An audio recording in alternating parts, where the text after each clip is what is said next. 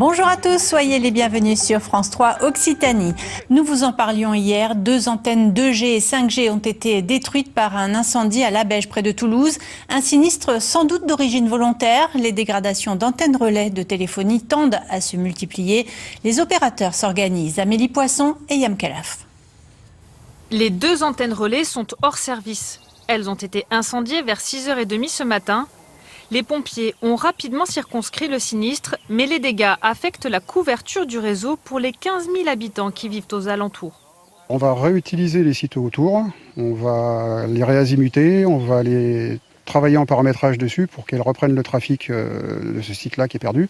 Et à terme, une fois que toutes les expertises des pylônes auront été faites et quand la gendarmerie nous donnera le droit d'accéder au site, on viendra mettre ce qu'on appelle un moyen mobile avec un pylône provisoire en attendant que le site soit remonté définitivement. Tous les opérateurs sont touchés, SFR, Orange, Bouygues et Free qui mutualisent les pylônes. Et ce n'est pas une première. Plus de 8 antennes relais ont brûlé en un an dans la région ex-Midi-Pyrénées, comme ici en mai 2020 dans le quartier des Sept-Denis à Toulouse. La question de leur sécurité est posée. Depuis le mois d'octobre, on a décidé de regarder un petit peu sur le côté sécurisation de ces sites-là.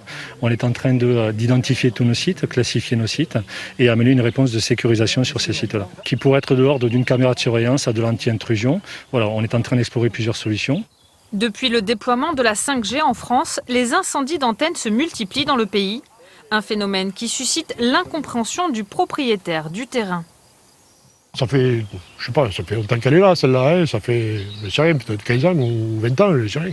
Elle n'a jamais été touchée. Pourquoi maintenant? Parce que c'est peut-être passé à la 5G. Une plainte a été déposée et des investigations sont en cours. Il faudra plusieurs mois avant qu'un nouveau pylône soit construit. Et oui, car la technologie 5G se déploie en Occitanie. 50 communes sont désormais connectées. Après Toulouse, Montpellier et Perpignan, Orange lance la 5G à Nîmes. Les détails avec Jérôme Curato et Josette Sana. C'est parti pour la 5G dans le Gard. Depuis ce matin, l'opérateur Orange a allumé ses antennes. Dans un premier temps, 80% de la surface de la ville de Nîmes, mais aussi Caveyrac, Millau et Marguerite bénéficient du très haut débit mobile. Pour utiliser la 5G, il faut un réseau, donc ça marche aujourd'hui. Il faut une offre d'un opérateur, donc Orange, et il faut un téléphone compatible 5G. Pour les utilisateurs, c'est la promesse d'un débit de 3 à 10 fois supérieur à celui de la 4G. Illustration avec ce test réalisé au pied de l'antenne.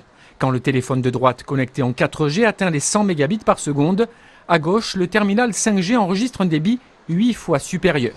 La promesse de téléchargement ultra rapide et de nouvelles applications pour la vie courante et le travail.